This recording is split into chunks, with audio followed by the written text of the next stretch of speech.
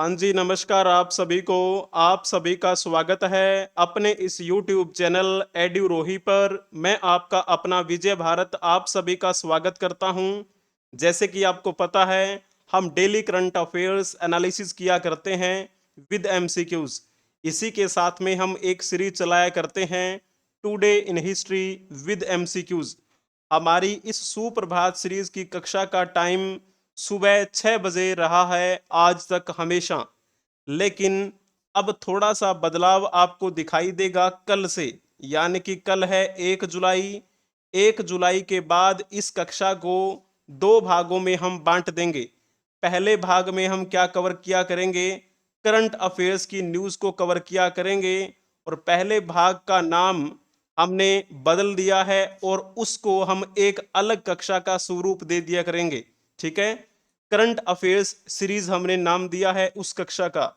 और इस कक्षा का दूसरा भाग जिसमें हम ऐतिहासिक घटनाओं के बारे में बात करते थे, उसको भी अलग क्लास के रूप में कवर किया करेंगे और उस क्लास का नाम रहेगा आज का इतिहास सीरीज।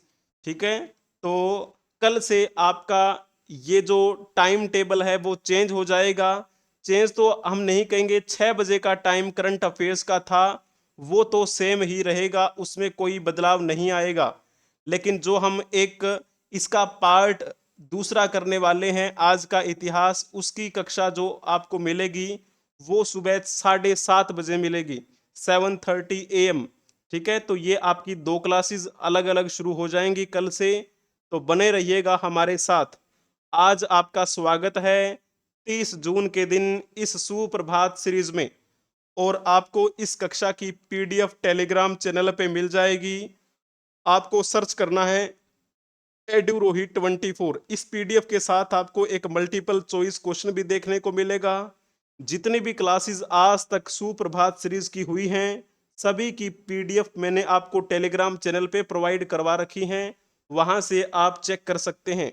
इसके अलावा आप हमें अदर सोशल मीडिया प्लेटफॉर्म के माध्यम से संपर्क कर सकते हैं, जैसे कि Instagram, Twitter, WhatsApp channel, hippie, share chat, जोश, मोज, एटसेट्रा।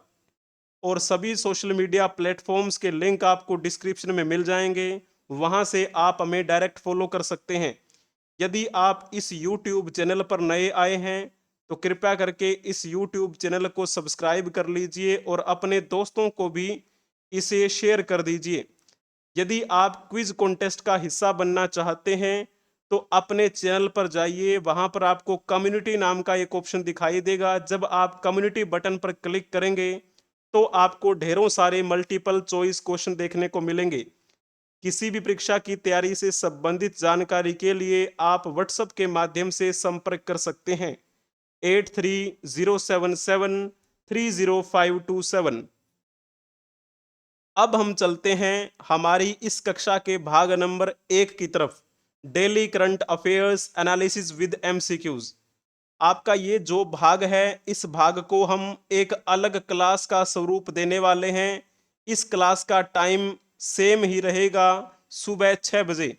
ठीक है, तो आपको पता है हम ज़्यादातर कौन सी न्यूज़ कवर किया करते हैं, द हिंदू न्यूज़पेपर की या फिर पीआईबी के द्वारा पब्लिश हुई हुई है ना। तो चलिए, 30 जून के दिन स्वागत है आपका। पहली news, PM Modi to skip SCO summit, EAM Jaishankar will represent India.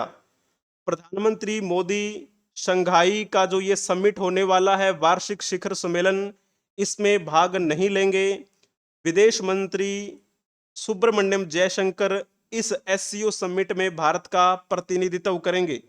ऐसा पता चला है कि प्रधानमंत्री नरेंद्र मोदी जो हैं वो अभी दो देशों की यात्रा पर निकलने वाले हैं, रूस और ऑस्ट्रिया। और ये जो यात्रा है वो लगभग बात है ये 8-9 के आसपास की, जब वो वहाँ यात्रा पर रहेंगे। पहले वो रशिया जाएंगे, उसके बाद ऑस्ट्रिया जाएंगे। तो इसी वजह से उन्होंने कहा है कि हमारे जो ये विदेश मंत्री हैं सुब्रमण्यम जयशंकर, वो नेतृत्व करेंगे, भारत का प्रतिनिधित्व करेंगे। ठीक है, विदेश मंत्री एस जयशंकर इस एससीओ समिट में जाने वाले हैं। एससीओ का मतलब क्या होता है? Shanghai cooperation organisation. ये शिखर सम्मेलन कहाँ पर होगा? अस्ताना में होगा। और ये अस्ताना कहाँ है? तो इसके बारे में आपको पता ही होगा। तो ये तो है कजाकिस्तान में, है ना, जिसे हम कजाकिस्तान कह देते हैं कई बार। तो इस पॉइंट ये बात आपको ध्यान में रखनी है। 8-9 जुलाई तक रूस की यात्रा पर रहेंगे। 5 सालों के बाद प्रधानमंत्री श्री मोदी की यह पहली रूस की यात्रा होगी। रूस की यात्रा जैसे ही समाप्त होगी उसके बाद 2 दिवसीय यात्रा के लिए वो ऑस्ट्रिया चले जाएंगे।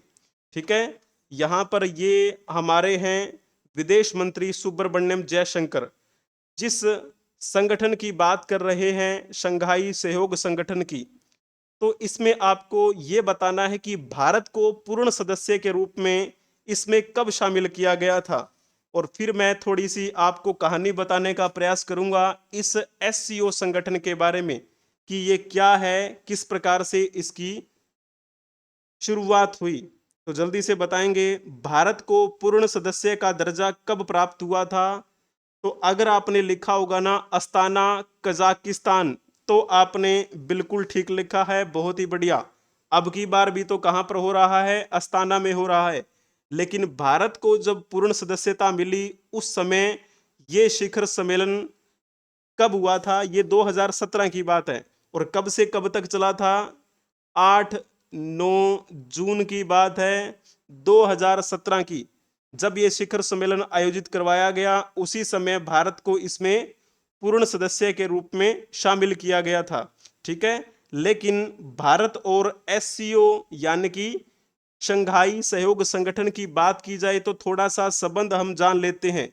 भारत, तो सबसे पहले आपको पता होना चाहिए कि भारत इस शंघाई सहयोग संगठन में 2005 में जुड़ा था। तो किसके रूप में जुड़ा था? ऑब्जर्वर कंट्री के रूप में। आपको पता है हिंदी में उसे क्या बोलते हैं? अवलोकन करने वाली कंट्री। अब जैसे बात करते हैं फिर 2017 की।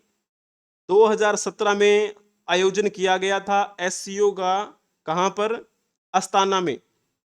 और इसमें भारत पूर्ण सदस्य बन गया इस संगठन का। ठीक है, और फिर जैसे बात करते हैं 2022 के आसपास की, ये मैं भारत के संदर्भ में आपको बता रहा हूं। ठीक है, 2022 में क्या हुआ था? 16 सितंबर के आसपास समरकंद शिखर सम्मेलन में भारत को क्या मिली थी? रोटेटिंग चेयरमैनशिप मिली, यानी कि रोटेटिंग चेयरमैन का पद ग्रहण किया भारत ने। तो क्लियर हुआ, ये 2022 की बात है। फिर 2023 जब आया था, पिछले साल की बात करें, तो ये जो शिखर सम्मेलन था वो वर्चुअली कंडक्ट करवाया गया था। और इस वर्चुअली कंडक्ट करवाए गए शिखर सम्मेलन में अध्यक्षता किसने की थी? भारत ने अध्यक्षता की। इस संगठन की भारत ने केवल एक बार अध्यक्षता की है, और वो अध्यक्षता कब की थी? 2023 में की थी, जब ये शिखर सम्मेलन वर्चुअली आयोजित करवाया गया था। ठीक है, हुआ क्लियर? बहुत ही बढ़िया। फिर जैसे हम बात करते हैं, जब भारत की अध्यक्षता में ये 2023 का शिखर सम्मेलन आयोजित करवाया गया था, उस समय इसमें एक नया देश जुड़ा था जिसका नाम आता है ईरान। ईरान इसमें नया सदस्य बनकर शामिल हुआ। और ये कौन सा सदस्य बनकर शामिल हुआ था? इसमें 9वां सदस्य बना। तो इसका मतलब क्या है? इससे पहले इसमें 8 सदस्य हैं। तो बिल्कुल ठीक बात सोच रहे हैं आप। इसमें इससे पहले 8 सदस्य हैं, उसके बारे में बता देता हूं, कोई बात नहीं। तो थोड़ा सा पहले ये जान लो कि 2024 में ये जो आयोजन हो रहा है, कब से कब तक होगा? 3 से 4 जुलाई तक होगा। ठीक है, और ये कहां पर होने वाला है? तो अभी मैंने आपको बताया अस्ताना में ही होगा। अस्ताना कहां पर है? कजाकिस्तान में। और इसमें भारत का प्रतिनिधित्व कौन करेंगे? तो एस जयशंकर करेंगे, क्योंकि प्रधानमंत्री नरेंद्र मोदी अभी उपस्थित नहीं रहेंगे क्योंकि वो रूस और एक दूसरे देश की यात्रा पर जा रहे हैं। और दूसरा देश कौन सा है वो, तो यहां पर मैंने अभी आपको बताया भी था, है ना, रूस और इसके अलावा कौन सा था, ऑस्ट्रिया। ठीक है, चलिए बहुत बढ़िया। अब चलते हैं, थोड़ा सा इसके बारे में और बता देते हैं। चलो, आपके मन में प्रश्न उठ रहा होगा, इसमें 9वां देश ईरान बना, इससे पहले इसमें कितने देश हैं, 8 देश हैं। लेकिन जब हम संस्थापक देशों की बात करें तो संस्थापक देश कितने थे इस संगठन के, 6 देश थे। वो 6 देश कौन कौन से हैं, तो एक का नाम आता है चीन, दूसरा कौन सा है, रूस, तीसरा कौन सा है, कजाकिस्तान, जिसकी एक मुख्य राजधानी क्षेत्र कौन सा है, जिसे हम नाम दे देते हैं अस्ताना का, जहां पर यह कार्यक्रम आयोजित करवाया गया 2017 में भी और अब की बार भी करवाया जा रहा है। कजाकिस्तान के अलावा किर्गिस्तान और एक नाम और आता है ताजिकिस्तान, और छठा कौन सा रहा, एक नाम और, उज्बेकिस्तान। ये जो 6 देश हैं, इन 6 देशों ने मिलकर क्या किया था, इस एससीओ की स्थापना की थी, शंघाई सहयोग संगठन की स्थापना की थी। कब की बात है, ये स्थापना कब की गई, 15 जून 2001 की बात है, जब इस संगठन की स्थापना की गई। इन्होंने अपना एक चार्टर बनाया और उस चार्टर के तहत इन्होंने कहा कि हम कार्य करेंगे, और उस चार्टर पर साइन कब किए गए थे, अगले साल साइन किए गए 2002 में, लेकिन लागू नहीं किया गया। वो लागू कब किया गया था, उससे भी अगले साल यानी कि 2003 में इसे लागू किया गया। जब हम बात करें इस एससीओ के सचिवालय की, तो इसका सचिवालय कहां पर बना हुआ है, इसके बारे में आपको पता होना चाहिए। नाम से पता चल रहा है शंघाई सहयोग संगठन। शंघाई तो चीन का एक शहर है, यानी कि चीन का इसमें मुख्यतः आप दबदबा मान सकते हैं। और इसका सचिवालय पर चर्चा करें तो सचिवालय कहां पर बना हुआ है, बीजिंग। बीजिंग भी कहां पर है, चीन में है। यह एक अंत सरकारी अंतरराष्ट्रीय संगठन है। जब हम इसकी सुप्रीम डिसीजन मेकिंग बॉडी की बात कर रहे हों तो फिर किसका नाम आता है, नाम आता है HCS का। इस HCS का फुल नेम क्या होता है, the heads of state council. ये जो the head of state council है, यही इसकी सुप्रीम डिसीजन मेकिंग बॉडी है, जिसके बारे में आपको ये बात ध्यान में रखनी है। एससीओ की बात की जाए तो इसकी ऑफिशियल लैंग्वेजेस कौन सी हैं, ऑफिशियल लैंग्वेज, तो इनका जो डाटा है वो 2 भागों में मुख्यतः प्रकाशित होता है। आपने अंदाजा भी लगा लिया होगा, एक तो भाषा कौन सी है, रशियन भाषा है, और दूसरी कौन सी है, चीनी भाषा है। ठीक है, चाइनीज। चाइनीज जिसे हम मंदारिन के नाम से जानते हैं, वहां पर मंदारिन बोली जाती है, समझी जाती है, लिखी जाती है, पढ़ी जाती है। तो ये कुछ बातें थी शंघाई सहयोग संगठन के बारे में। इसका ये जो सम्मेलन अभी होने जा रहा है 2024 में, इसमें प्रधानमंत्री मोदी उपस्थित नहीं रहेंगे। अब हम किसके नेतृत्व में देखने वाले हैं इस कार्यक्रम को, तो हमारी तरफ से जाएंगे सुब्रमण्यम जयशंकर, जो कि हमारे विदेश मंत्री हैं। अब चलो चलते हैं नेक्स्ट न्यूज की तरफ। NTA announce fresh dates for UGC NET, CSIR UGC NET, NCET exams amid raging row over alleged irregularities. अभी हाल ही में पता है आपको कि इरेगुलेटरी के कारण एक बड़ा ही विवाद बना था, जगह जगह पर आंदोलन किए गए थे एनटीए के विरोध में, क्योंकि कुछ एग्जाम लीक हो गए। और जैसे हम बात करते हैं इस यूजीसी नेट के बारे में, ये एग्जाम कब कंडक्ट करवाया गया था, तो ये कंडक्ट करवाया गया था आपका 18 जून को, और एक दिन के बाद में ही इस का क्या हो गया, रद्द कर दिया गया इस एग्जाम को। फिर जैसे हम बात करते हैं अभी जो नई डेट कौन कौन सी निर्धारित की है एनटीए ने, तो जैसे यूजीसी नेट की बात की जाए, यूजीसी नेट ये जो 18 जून को आयोजित किया गया, रद्द भी कर दिया गया अगले दिन। अब इसके लिए जो नई डेट है वो है 21 अगस्त से लेकर 4 सितंबर तक। तो इन दिनों के बीच में ये एग्जाम कंडक्ट करवाया जाएगा, तो अपनी अच्छी तैयारी रखिए आप सभी।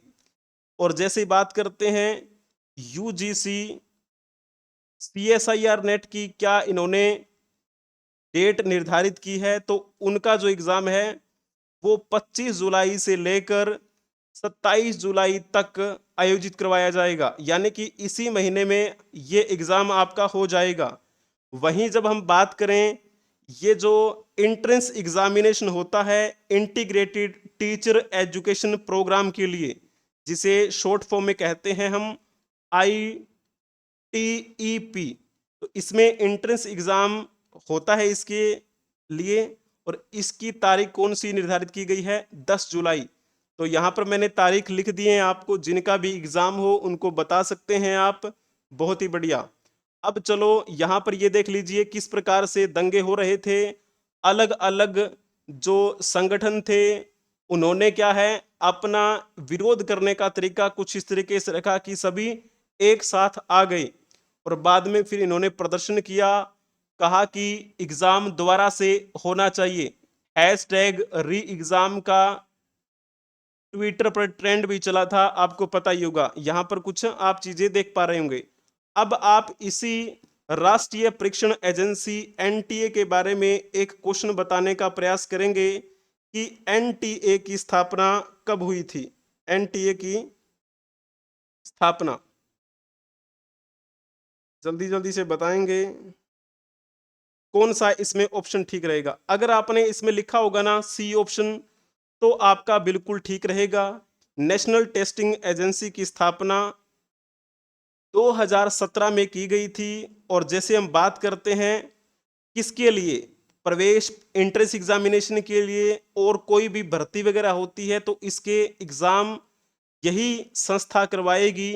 और ये किसके अंतर्गत आता है, तो ये हमारे शिक्षा मंत्रालय के अंतर्गत आता है। ठीक है, शिक्षा मंत्रालय के सबसे उच्च शिक्षा विभाग के तहत ये एक स्वायत्त एजेंसी है। ये बात है नवंबर के आसपास की, 2017 में इसकी स्थापना हुई थी। कई प्रकार के एंट्रेंस एग्जाम ये कंडक्ट करवाती है, कई प्रकार के फेलोशिप एग्जाम ये कंडक्ट करवाती है। तो इस प्रकार ये बिंदु आपको पता होने चाहिए। जब हम इस एनटीए के मुख्यालय की बात करें तो आप अंदाजा लगा सकते हैं, बिल्कुल ठीक होगा आपका अंदाजा। अगर आपने नई दिल्ली लिखा है तो आप बिल्कुल ठीक लिख रहे हैं, अति उत्तम। अब हम चलते हैं नेक्स्ट न्यूज की तरफ। UN human rights office urge Indian officials to drop cases against Arundhati Roy over remarks on Kashmir. UN का जो ह्यूमन राइट्स का ऑफिस है, उन्होंने भारतीय अधिकारियों से कश्मीर पर टिप्पणी करने वाली अरुणधति रॉय के खिलाफ मामले को वापस लेने का आग्रह किया है।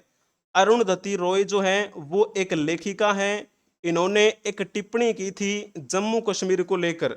इसी वजह से उन पर फिर क्या किया गया था, उन पर यूपीए के तहत, किसके तहत, यहां पर लिखा भी हुआ है यूएपीए के तहत कार्रवाई हुई, यानी कि एक मुकदमा चलाने की अनुमति दे दी गई थी।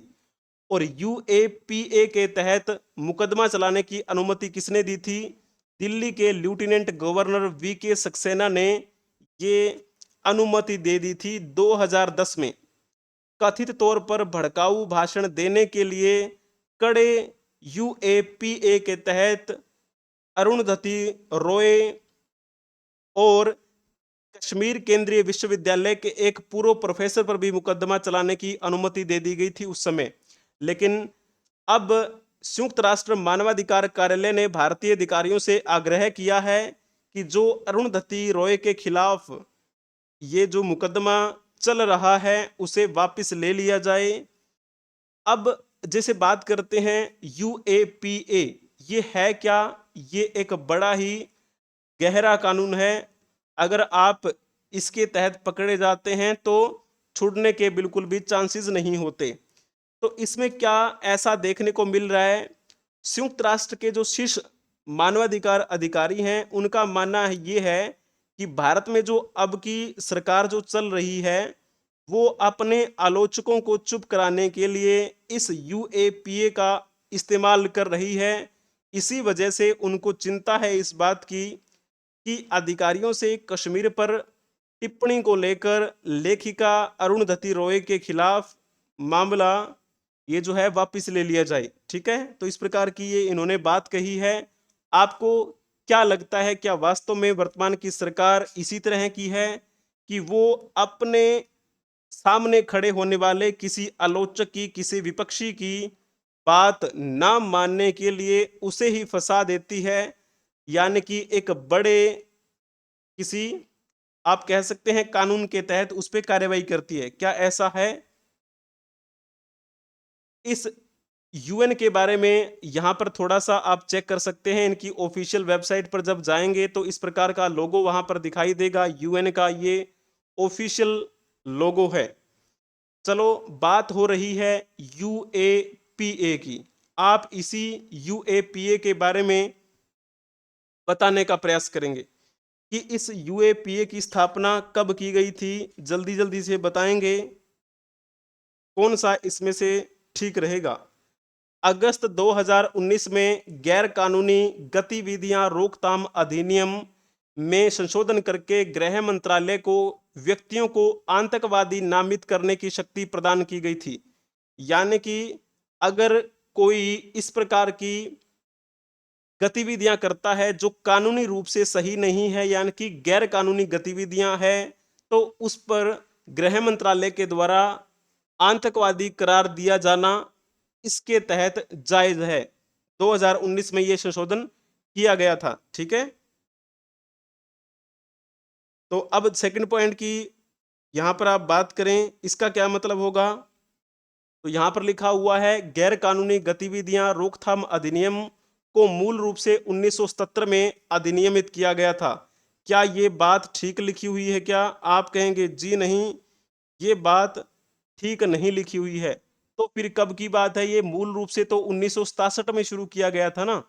तो दूसरा पॉइंट गलत है। अगर आपने लिखा होगा केवल वन तो आपने बिल्कुल ठीक लिखा है। ठीक है, तो चलिए, बहुत ही बढ़िया, अति उत्तम।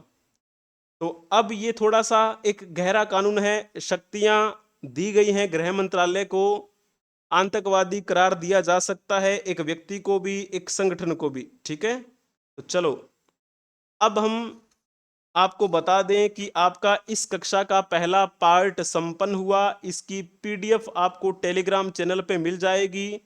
एक क्वेश्चन भी आपको देखने को मिलेगा। एड्यूरोही 24 आपको सर्च करना है। इस कक्षा को आप लाइक कर दीजिए अगर आपको ये पसंद आई है तो, और अपने दोस्तों के साथ भी इसे शेयर कर दीजिए।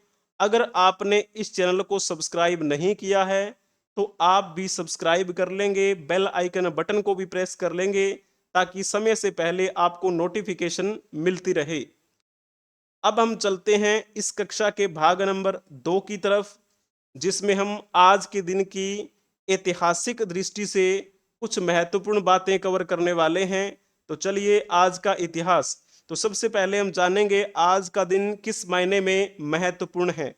आज के दिन अंतर्राष्ट्रीय संसदीय दिवस मनाया जाता है, यानी कि आज क्या है, 30 जून है। अंतर्राष्ट्रीय संसदीय दिवस की शुरुआत किस वर्ष हुई थी? आपको पता होना चाहिए।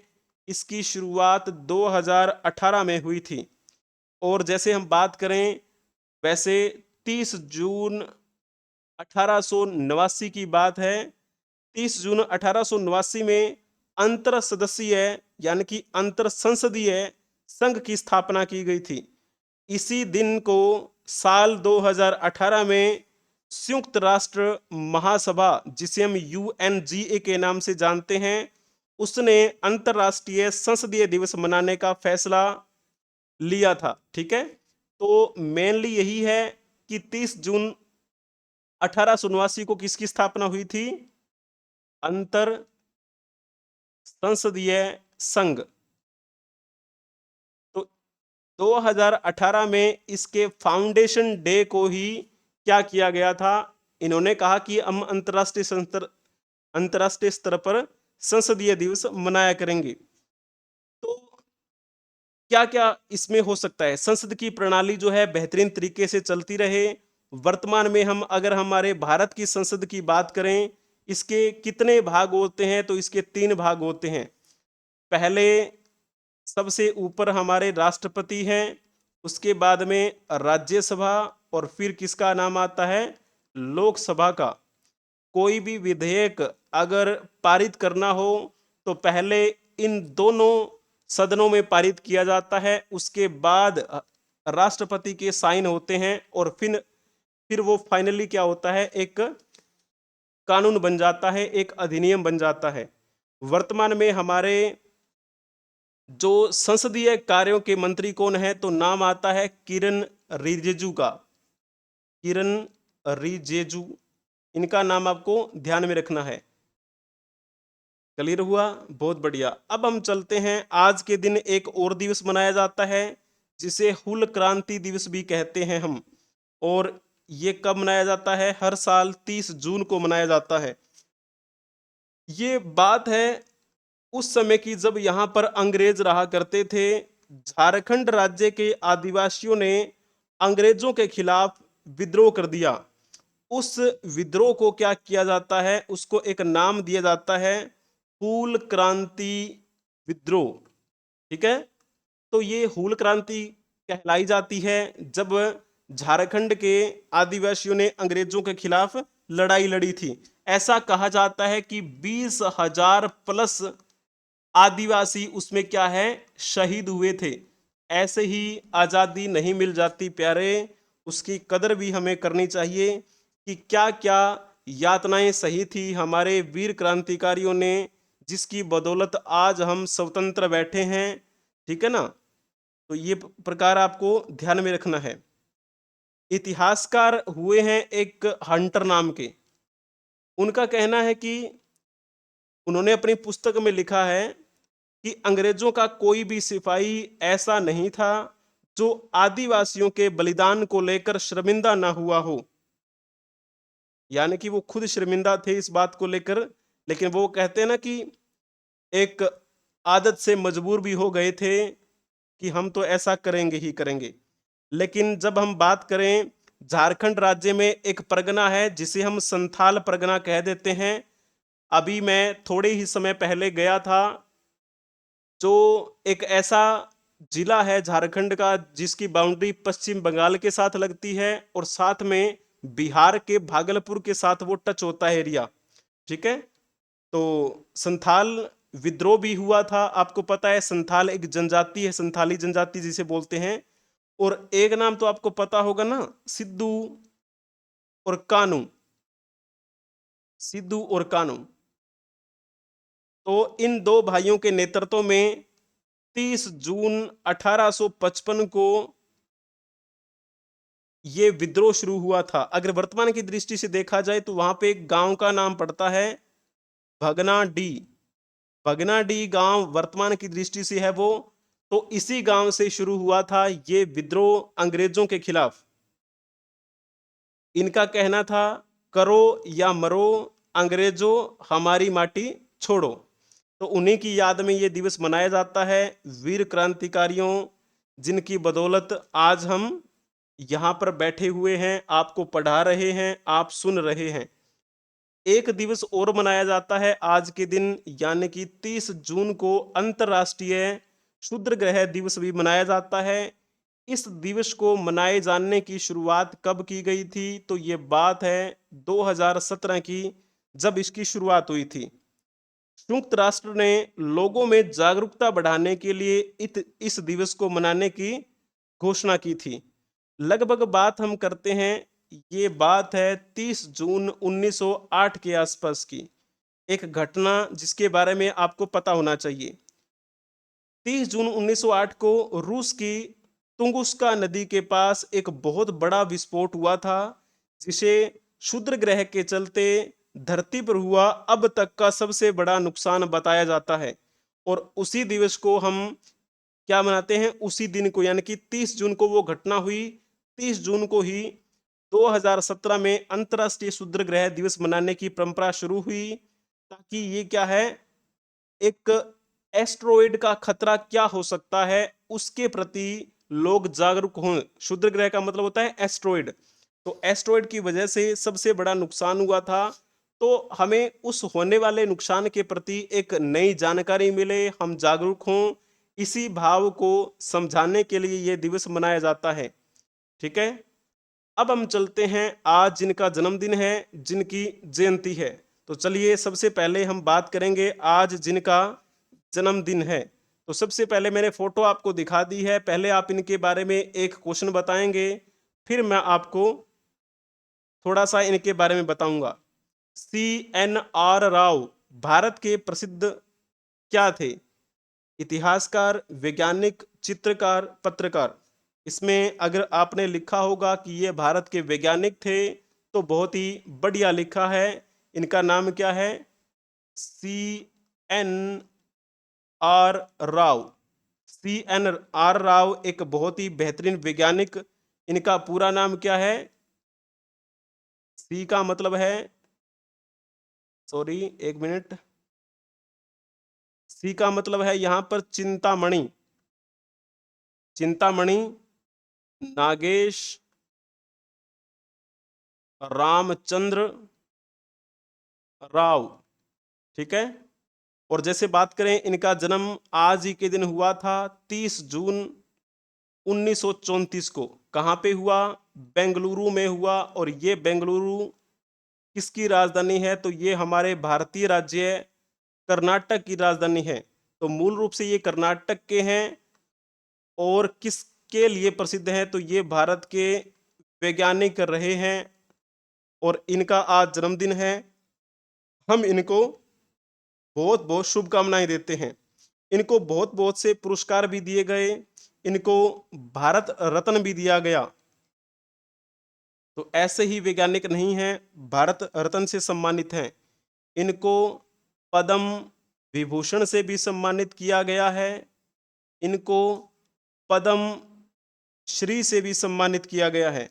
और इनको बहुत सारे पुरस्कार मिले, जैसे कि अगर मैं नाम लिखूं, आयुर्वेद पदक, भारत विज्ञान पुरस्कार जो कि इनको 2004 में मिला, अब्दुस सलाम पदक इनको 2008 में मिला, डैन डेविस पुरस्कार जो कि इनको 2005 में मिला, और एक और पुरस्कार मिला था इनको, लीज ऑफ ऑनर। तो किसके क्षेत्र में प्रसिद्ध रहे? रसायन वैज्ञानिक। रसायन का मतलब समझते हैं केमिस्ट्री। केमिस्ट्री, तो उस क्षेत्र में इन्होंने अपना अहम योगदान दिया था। ठीक है ना। तो चलिए, और इन्होंने ना मेटीरियल केमिस्ट्री पर बहुत सारी पुस्तकें लिखी हैं, लगभग 40 प्लस इनकी पुस्तकें पब्लिश हो चुकी हैं। और कहा जाता है कि 1500 से ज्यादा इन्होंने अपने रिसर्च पेपर लिखे हैं। बहुत बड़ी बात है। मेरा तो एक ही रिसर्च पेपर पब्लिश हुआ है अभी तक। ठीक है, इंटरनेशनल वेबसाइट पर है, वो मिल जाएगा आपको, सर्च करेंगे कभी तो। लेकिन इन्होंने 15 लिखे थे, बहुत बड़ी बात है। बहुत बहुत एक हम कह सकते हैं कि इनका धन्यवाद। चलिए अब हम चलते हैं नेक्स्ट। आज इनका भी जन्मदिन है। इनका नाम क्या है? इनका नाम है भूपेंद्र यादव। भूपेंद्र यादव कौन है? तो इनका जन्मदिन है 30 जून 1969 को इनका जन्म हुआ। कहाँ पर जन्म हुआ इनका? गुरुग्राम में। गुरुग्राम कहाँ पर है? हरियाणा में है ये, हरियाणा। ठीक है ना। और जैसे बात करते हैं, ये क्या है? ये एक हमारे राजनीतिज्ञ हैं।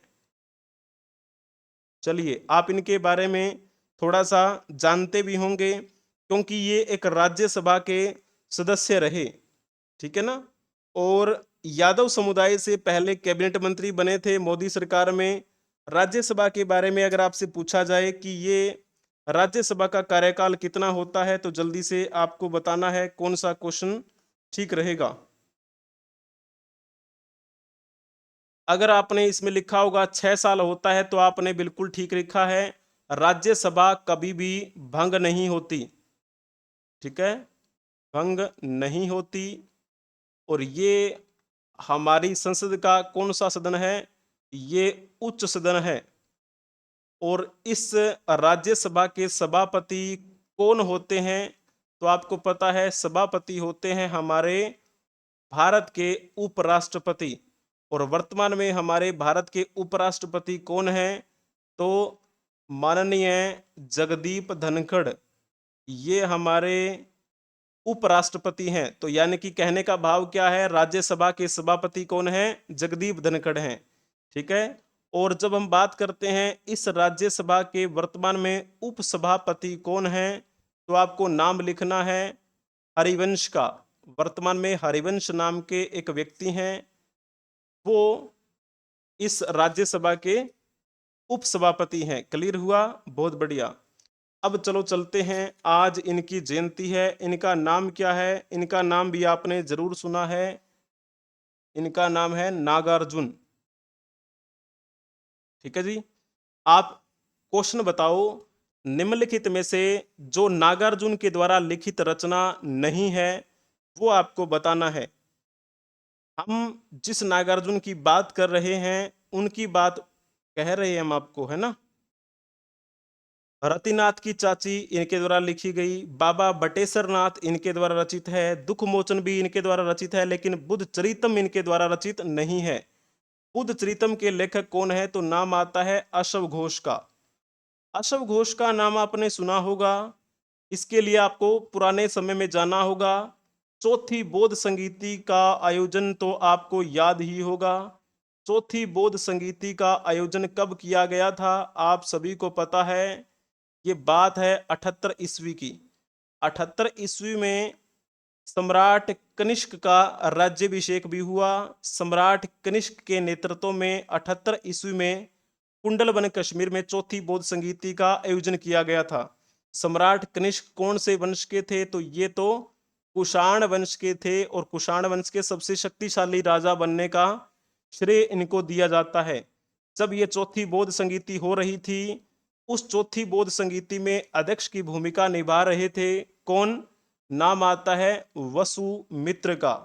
और उसी चौथी बौद्ध संगीति में उपाध्यक्ष की भूमिका निभा रहे थे अश्व घोष, जिन्होंने ये रचना लिखी है बुद्ध चरितम, जो कि ऑप्शन सी में लिखा गया था।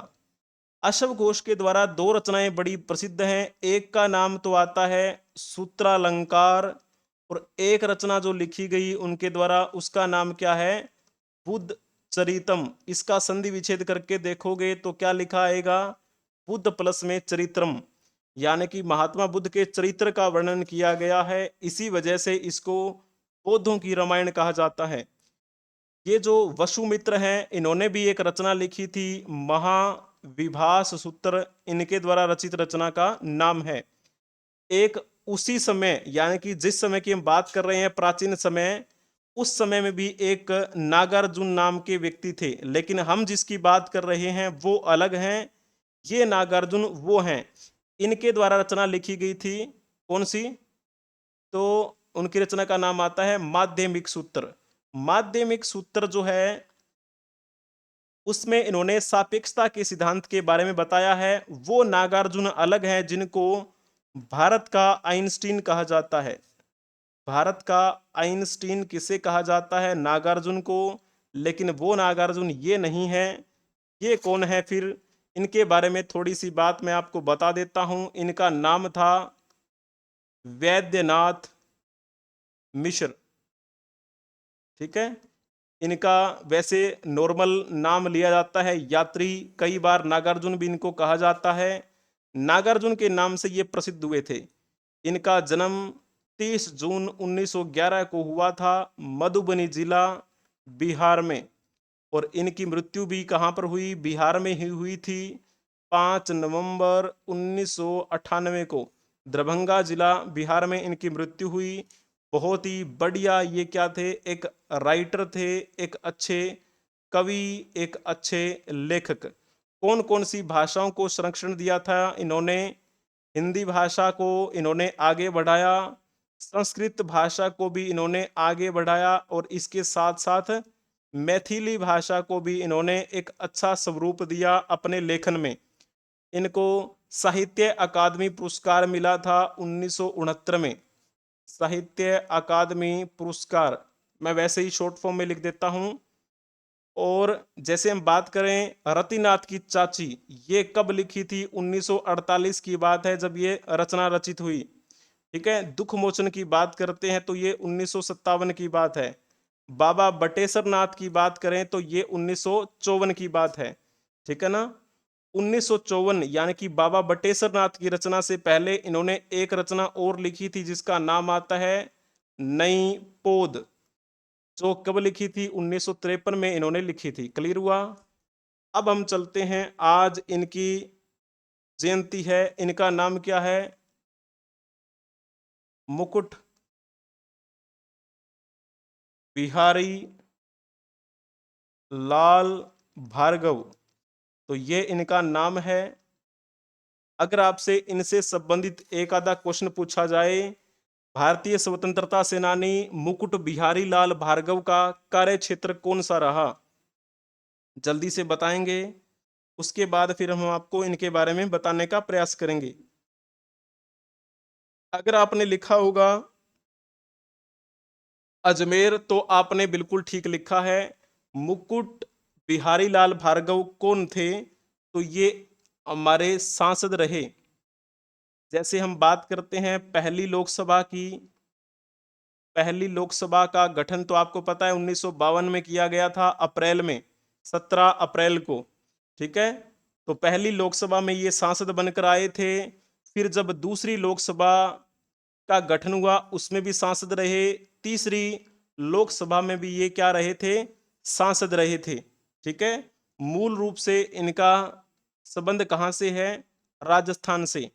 30 जून 1903 को इनका जन्म हुआ था उदयपुर में। उदयपुर कहां पर है? राजस्थान में। और इनकी मृत्यु कब हुई थी? 18 दिसंबर 1980 को इनकी मृत्यु हुई। कहां पर? जयपुर में। और अगर हम राजनीतिक रूप से देखें तो इनका मूल स्थान कौन सा था? अजमेर, क्योंकि ये अजमेर निर्वाचन क्षेत्र से लोकसभा में प्रतिनिधित्व किया करते थे। ठीक है। 1951 से लेकर 1967 तक ये लोकसभा के सदस्य रहे। कौन सी पार्टी की तरफ से? इंडियन नेशनल कांग्रेस की तरफ से। स्वतंत्रता के बाद तीनों चुनाव में अजमेर निर्वाचन क्षेत्र से ये चुने गए थे। ठीक हुआ। बहुत बढ़िया। अब हम चलते हैं नेक्स्ट, आज जिनकी पुण्यतिथि है उनके बारे में भी बात कर लेते हैं। तो चलिए, ये चेहरा तो आपने बखूबी देखा है, इनके बारे में आपने बखूबी पढ़ा भी है। ये है हमारे दादा भाई नौरोजी। दादा भाई नौरोजी की आज पुण्यतिथि है। इनका जन्म 4 सितंबर, एक मिनट, इनका जो जन्म है वो कब किया हुआ था? 4 सितंबर 1825 को इनका जन्म हुआ। कहां पर? मुंबई में। वर्तमान की दृष्टि से मुंबई, उस समय उसे बॉम्बे के नाम से जानते थे और ये महाराष्ट्र की राजधानी है।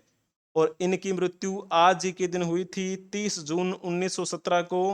कहां पर? मुंबई, महाराष्ट्र में ही। किस वजह से इनको जाना जाता है? इतिहास में बहुत ही अच्छे नेता हुए हैं जिनको हम grand old man of India के नाम से जानते हैं। Grand old man of India कौन है? दादा भाई नौरोजी।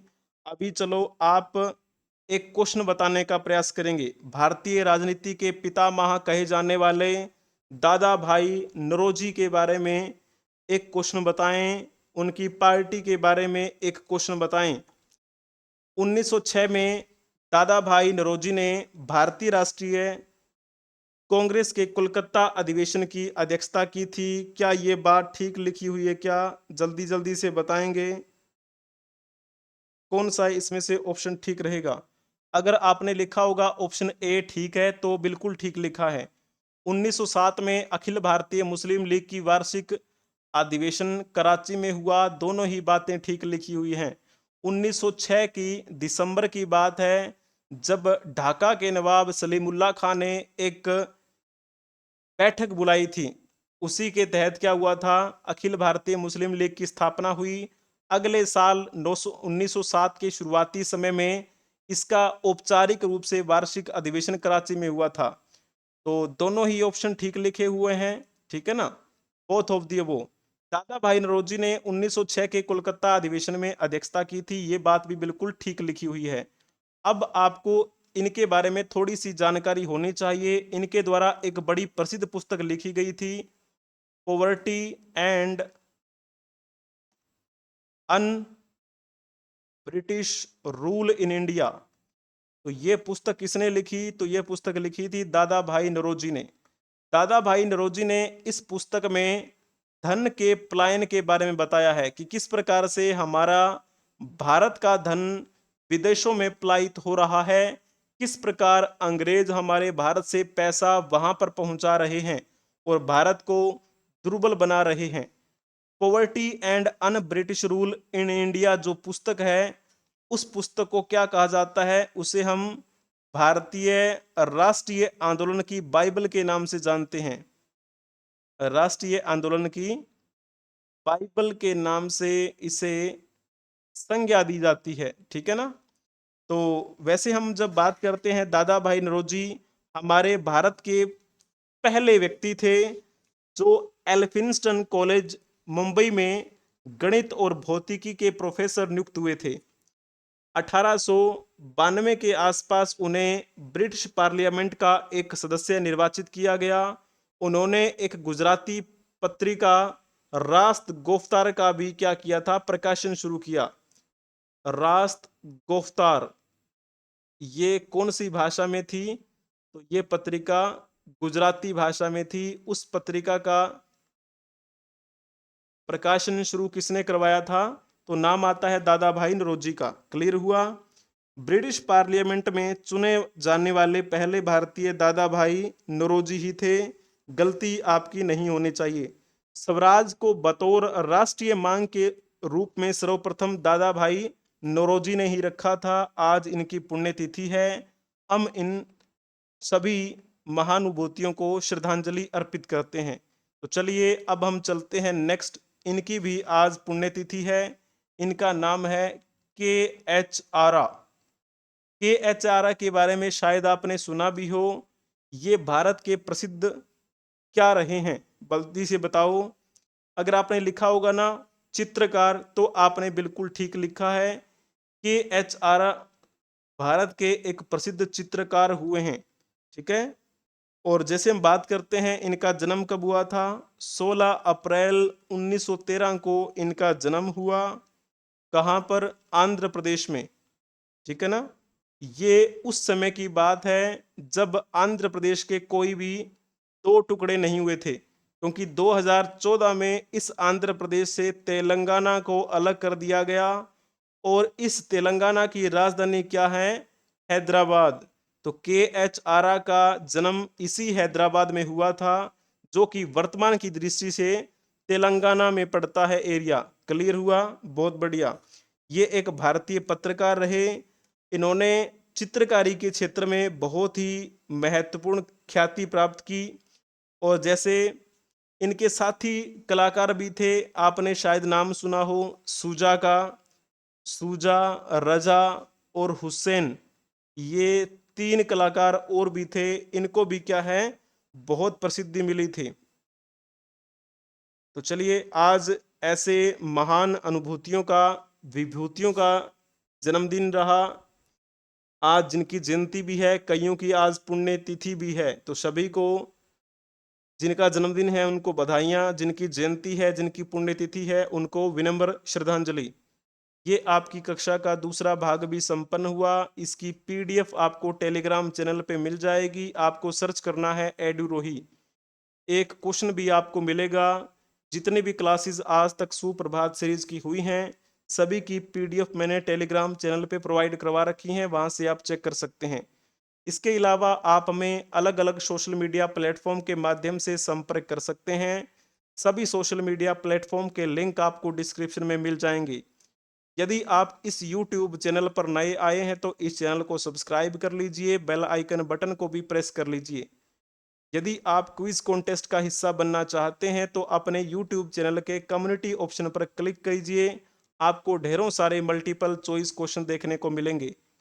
किसी भी परीक्षा की तैयारी से संबंधित जानकारी चाहते हैं तो इस नंबर के माध्यम से आप संपर्क कर सकते हैं 8307730527। ये कक्षा आपको पसंद आई है तो कक्षा को लाइक कर दीजिए, चैनल को शेयर कर दीजिए। अगर आपने सब्सक्राइब नहीं किया है तो आप भी सब्सक्राइब कर लेंगे, बेल आइकन बटन को भी प्रेस कर लेंगे ताकि समय से पहले आपको नोटिफिकेशन मिलती रहे। और आप सभी का धन्यवाद बने रहने के लिए। Thank you for watching, like share and subscribe. सूचना आपके लिए ये है कि आपकी ये जो क्लास कंबाइन चला करती थी करंट अफेयर और आज के इतिहास की, वो आज के बाद यानी कि कल से अलग अलग क्लासेस चलेंगी। ठीक है ना, अलग अलग क्लासेस आपकी चलेंगी। आपको पता होना चाहिए, आज का इतिहास सीरीज हम अलग लेकर आएंगे, करंट अफेयर की क्लास हम अलग लेकर आएंगे। करंट अफेयर की क्लास की टाइमिंग सुबह 6 बजे रहेगी और जो आज का इतिहास वाली सीरीज वाली क्लास है उसकी टाइमिंग सुबह 7:30 बजे रहेगी। बने रहिए हमारे साथ, like share and subscribe. Edu Rohit 24। हम मिलेंगे नेक्स्ट क्लास में, तब तक हंसते रहें, मुस्कुराते रहें, पढ़ते रहें, खेलते रहें, खिलखिलाते रहें। जय हिंद, जय भारत, वंदे मातरम।